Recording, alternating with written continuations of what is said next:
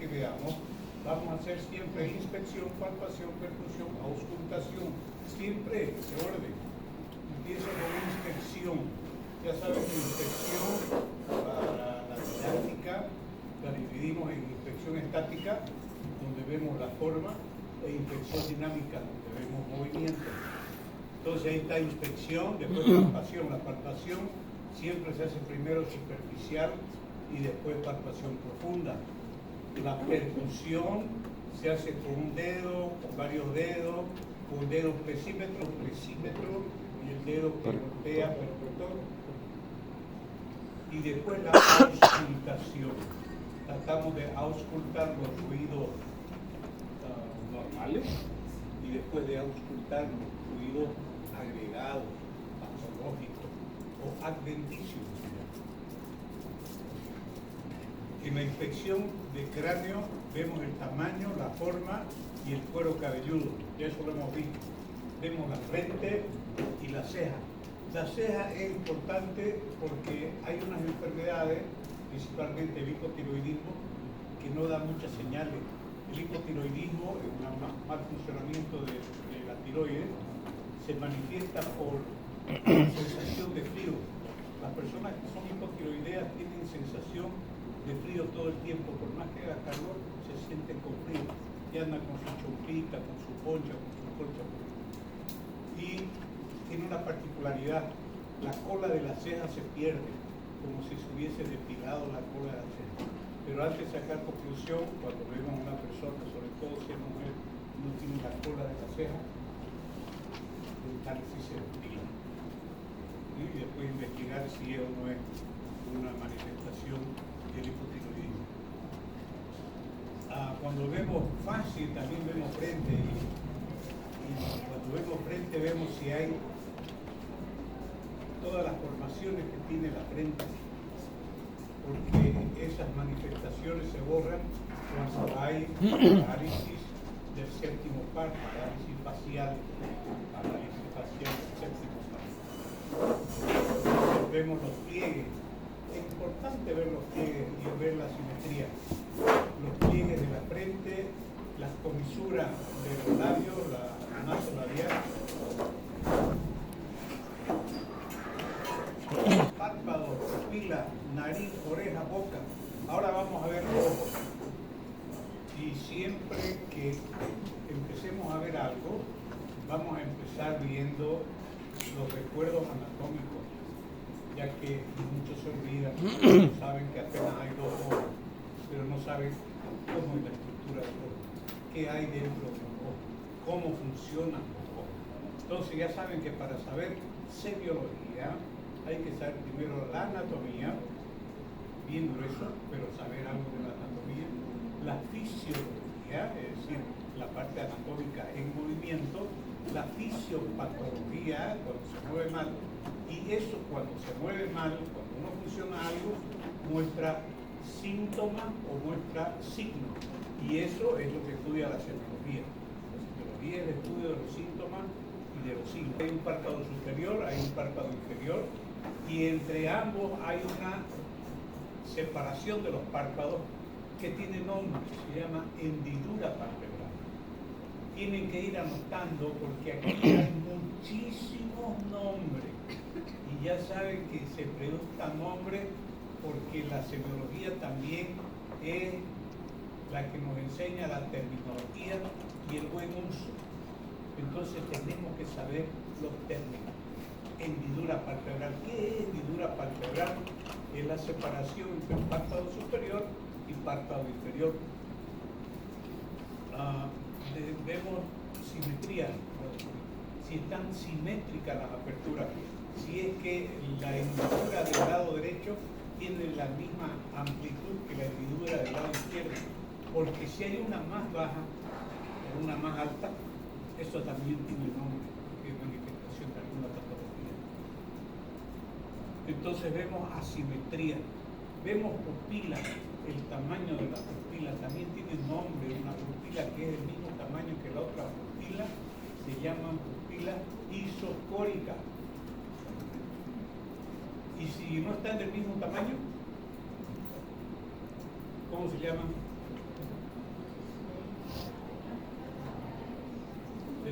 diferente? Diferentocoria.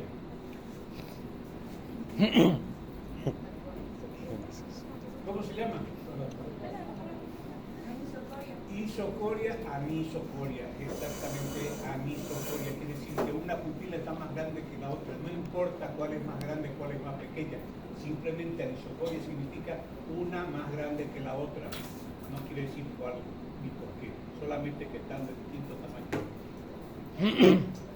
El globo ocular, en este caso, hay enfermedades que hacen que el globo ocular se salga de la órbita y eso se llama exoftalmo. Es otra palabra que hay que saber, exoftalmo. En los exámenes he visto que hay infinidad de errores ortográficos. Algo increíble, algo de llorar realmente, y de ganas de ir a preguntar a la escuela, al colegio donde estudiaron, ¿quién les enseñó ortografía? No puede ser. Yo les paso que no sepan ortografía excepcional, por ejemplo, que alguien no sepa escribir excepcional, pero que escriban hemogramas sin H, no se puede de eso. O fiebre con B chica. Son palabras técnicas médicas que tienen la obligación de saber. Entonces, por ahora vamos a ver ojos, vamos a ver cuello, pero no sé si llegaremos a ver. Siempre yo hago la pregunta, ¿qué es lo que vemos en cuello? En cuello vemos 4 cosas, y eso no te lo pregunto y quiero que me lo contesten tal cual yo lo pregunto. En el cuello vemos que en la línea media está la tráquea. Tráquea en la línea media. ¿Por qué es importante tráquea en la línea media? Porque es una forma muy fácil de ver y de saber si algo está empujando o algo está tironeando, hablando mal y pronto, de la tráquea y la desplaza. Y la forma mejor de ver si así es metiendo los deditos aquí entre el esternocleidomastoideo y la tráquea. Hay un huequito ahí, un triangulito que se forma. Y ese triangulito tiene que ser exactamente igual. Entonces, si hay algo que la tráquea lo lleva para allá, el triangulito de acá crece y el otro se hace más chico, entonces yo lo puedo percibir fácilmente. Entonces, tráquea en la línea media. Después de ver que la tráquea está en la línea media, vemos ganglios, las cadenas originales que ya vimos. Y siempre vemos en ese orden inspección, palpación, percusión. En la inspección vemos si se ve algún ganglio, si es visible. Si no se ve, vamos a palpar. Y cuando palpamos ganglio, ya saben, empezamos paciente sentado, médico desde atrás, con la yema de los dedos, empezamos palpando los ganglios que están por debajo del mentón. Como están por debajo del mentón, se llaman submentonianos.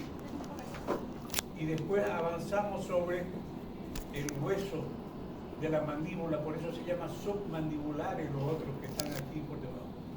Hasta que llegamos al ángulo de la mandíbula y se llaman subángulos mandibulares. Y ahí hay un ganglio muy importante, es un ganglio de la cadena profunda cervical. El cuello tiene 2 cadenas importantes, una que se llama cervical profunda, porque está profundamente y está por detrás del músculo esternocleidomastoideo. Y otra está la cadena ganglionar superficial. La cadena superficial está sobre el esternocleidomastoideo. Entonces nosotros vamos a palpar sobre el esternocleidomastoideo buscando la cadena superficial del cuello. Pero el ganglio que ahorita quiero hacerme referencia es un ganglio que está arriba, que es el ganglio amigdalino, que casi todos los tenemos grandes porque todos, por lo menos los niños de mi época, todos teníamos amigdalitis en algún momento de la vida. Entonces ese ganglio quedaba grande, ¿no? Y se puede palpar, ¿no? Está aquí, ganglio amigdalino. Ese ganglio amigdalino o amigdalar o tonsilar también le llaman, es de la cadena ganglionar profunda. Después se hunden los otros ganglios y viene y aparece acá abajo, al lado, ya por dentro del esternocleidomastoideo. Ya saben que en el lado izquierdo hay un ganglio muy importante que se llama ganglio centinela. Lo describieron 2 sabios científicos uno alemán y uno francés, casi al mismo tiempo, y como en esa época, en los 1800, en los años 1800, no había una comunicación rápida, no sabía el uno lo que hacía el otro y cada uno le dio su nombre. Y se conservaron como nombres propios de esos dos médicos. Uno es Troisier en Francia y el otro es Virchow en Alemania. Pero ahora la medicina moderna trata de no usar epónimos. ¿Sabe lo que es un epónimo? Epónimo es el nombre que se le da a algo sobre la base del nombre propio de alguien o de alguna parte. Por decir, la enfermedad de Parkinson es un epónimo. Apgar, ¿sabe lo que es el Apgar? Cuando un niño nace, le controlan varias cosas, cómo está el pulso, cómo está la respiración, si llora, y hay una escala que se llama de Apgar. Entonces el Apgar de 10 es un niño que nace con todo, 100 puntos.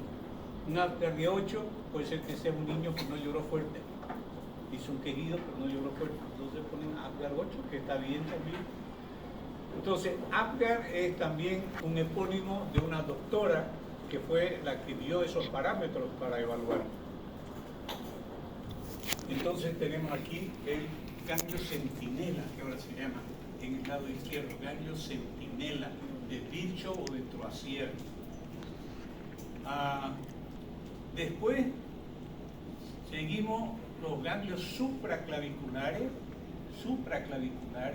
después nos vamos hacia atrás a los ganglios de la nuca, después los occipitales y nos vamos hacia adelante a los retroauriculares y hacia adelante a los preauriculares. Entonces fíjense que hemos hecho una vuelta así y con esa vuelta, todo con las manos así, estamos viendo los principales paquetes ganglionares de cabeza y cuello.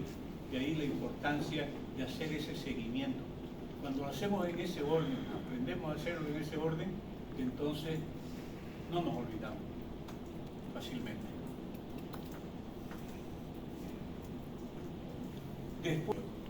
Después vemos los vasos sanguíneos. Ya sabemos que por el cuello hay vasos sanguíneos importantísimos que irrigan el cerebro o que drenan el cerebro. Irrigan el cerebro, las arterias, ¿cómo se llaman las arterias? Irrigan el cerebro. Carótida. Pasan por el cuello. Carótida. Toma el pulso. Carótida. Carótida, eso. Carótida. La carótida, hay una carótida primitiva que se llama, y después se divide en dos. Interna y Una que se va externa. para adentro, carótida interna, y otro que se va para afuera, carótida externa. Hay que saber dónde se bifurca la carótida, porque en esa bifurcación existen unos aparatos muy sensibles que se llaman lomos carotídeos, que se encargan de regular la presión con que la sangre sube a la cabeza. Lomo carotídeo. Se bifurca a la altura de la nuez de Adán. ¿Cómo se llamaba la nuez de Adán? ¿Qué es la nuez de Adán en términos médicos? ¿Es el cartílago cricotiroideo? No, el cartílago tiroides. Cartílago tiroideo. Esa es otra cosa también. Puede ver los vasos sanguíneos. Hay una cosa que siempre se dice y quiero que la memoricen. Las arterias se palpan, pero no se ven. Cuando miramos el cuello no vemos arterias, solamente si las palpamos. Pero las venas las vemos, pero no las palpamos. Entonces las arterias se palpan pero no se ven. Las venas se ven pero no se palpan. Palpar un pulso venoso es patológico. Ver una arteria latiendo es patológico. Entonces, las arterias se ven pero no se palpan. Las venas, perdón, al revés. Las venas se ven, pero no se palpan, las arterias se palpan, pero no se ven. La línea media. La línea media también es palpando. Lo que palpamos bien arriba de lo que se llama eje visceral, siempre pregunto eje visceral, siempre. Eje visceral está en todos los exámenes. El eje visceral empieza con un hueso que está flotando, el hueso hioides. De ahí del hueso hioides que tenemos que saber encontrarlo porque es donde van montonera de músculos que sostienen todo el cuello y hacen movimientos de lengua y demás. Después de ese hueso hioide bajamos y está la escotadura del cartílago tiroide. Cartílago tiroide. Se reconoce por su escotadura y por qué tiene esa sobresaliencia de ahí, que es un hueso relacionado con las hormonas. Mientras más hormonas masculinas tenga la persona, más grande es ese hueso, cartílago, perdón. Y ese cartílago es el que nos hace producir la voz. Por eso es que algunas personas tienen una voz bien profunda, porque tienen un cartílago grande, voz de hombre, bien profunda. Y las mujeres lo tienen más pequeñito, por eso su voz es más aguda. Ahí en ese huesito, en ese cartílago tiroide, están las cuerdas vocales. Son las que vibran para producir el sonido. Después el movimiento de la lengua y del paladar son los que forman la palabra. La palabra no se forma en el cartílago, la palabra se forma en la boca. Si a mí me corta la lengua, ya no puedo pronunciar palabra. La palabra se pronuncia con la lengua. La voz se produce cuando el aire pasa por las cuerdas vocales, las hace vibrar, y entonces esa vibración sale con el sonido que yo voy a modular con mi lengua, mi paladar, lo que me va a dar la forma de hablar. Hay una serie de músculos que funcionan automáticamente, es con acento nativo, porque para hacerlo tengo que aprender de niño a dominar esos músculos para que produzcan esos sonidos característicos de la lengua inglesa. Lo mismo los sonidos que producimos nosotros en nuestra lengua español también son originados ahí. Hay gente que sabe o puede modificar perfectamente esos músculos y entonces habla varios idiomas y lo habla sin acento. Son pocos, pero hay. Hueso hioides, cartílago tiroides. Después del cartílago tiroides, abajito, sentimos otra saliencia que es el cartílago cricoides. Cricoides. Y entre ambos cartílagos, tiroides por arriba, cricoides por abajo, hay una pequeña membrana que se llama membrana cricotiroidea, que les he comentado varias veces. Esa membrana tiene la particularidad que está muy poco irrigada y que se puede cortar sin que sangre, porque si cortamos por otro lado y sangra, esa sangre se va a ir a los pulmones, entonces va a ser peor el remedio que la enfermedad, que es en caso de una extrema emergencia y vemos que alguien se está muriendo porque tiene un pedazo de pan, un pedazo de carne trancado, hablando mal y pronto, ahí justamente en las cuerdas vocales, que es la parte más estrecha, cuando se aloja algo ahí, inmediatamente se inflama y se hincha y se edematiza, entonces no puede pasar nada de aire y la persona se va a morir asfixiada. Y la única manera de salvarlo es o haciendo una traqueostomía, que si está en un hospital, o si uno está en la calle de su casa, haciendo una cricotiroidotomía, así se llama, cricotiroidotomía, porque lo que perforamos es la membrana cricotiroidea, cricotiroidotomía. Por eso es importante ubicar cartílago tiroide, la que tenemos los seres inteligentes. Entonces, si se muere primero esa capa se la neocorteza. a los 3 minutos, si sigue evolucionando hipoxia, después se va a morir los planos más bajos. Y el plano más bajo es el tronco cerebral, que es el cerebro primitivo, el cerebro reptiliano que le dicen, porque lo tienen los reptiles. Ese cerebro reptiliano puede estar hasta 12 minutos sin oxígeno. Entonces muchas veces sucede que la persona tiene muerto su capa más superior, su neocórtex, pero siguen vivas las células de los núcleos basales, donde está el núcleo de la respiración, del latido cardíaco. Entonces eso se llama la zona vegetativa. Y la persona sigue viva en estado vegetal, pero ya no tiene funciones cerebrales superiores. Queda como un vegetal.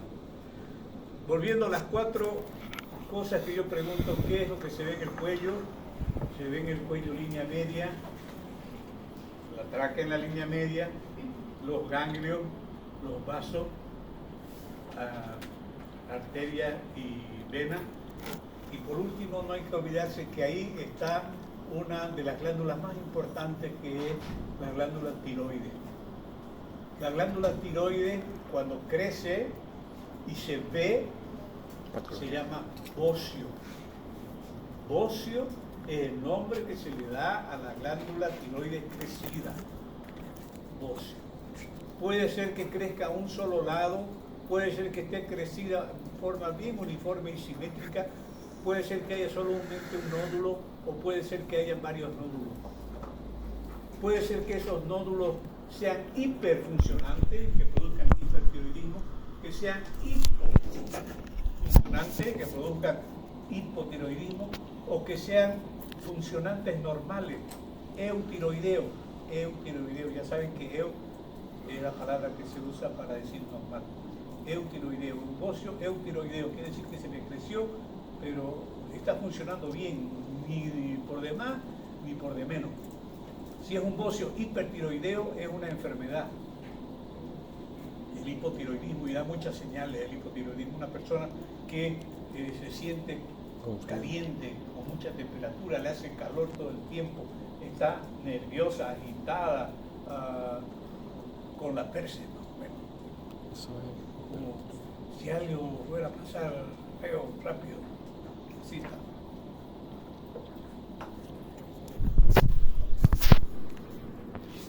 Después de esas 4 cosas del cuello, vemos la movilidad del cuello. El cuello tiene que saber dónde se produce la mayor movilidad del cuello, ya se lo he mostrado entre C4, C5, C5, C6. Eso es cuando giramos, esas son las vértebras que giran. Entonces, cuando hay un traumatismo de cráneo, cuando alguien se cae, cuando alguien se choca en auto y la cabeza vuelve para atrás, siempre hay que pensar que existe daño cervical, daño en la columna cervical, y hay que tratarlo como tal. Cuando hay un choque, cuando alguien se choca y queda, por decir, desmayado, sentado en su asiento, no le muevan la cabeza, no lo hagan girar la cabeza, no le muevan el tronco, déjenlo así. Hay que ponerle un collarín primero para proteger la columna cervical. Caso contrario, si hubo un deslizamiento y hay una de las vértebras que está fuera del lugar y se mueve esa vértebra, puede romper la médula espinal y le corta toda la comunicación del cerebro con el resto del cuerpo y queda parapléjico de por vida. Todavía no se sabe cómo hacer la reconexión. Entonces hay mucha gente que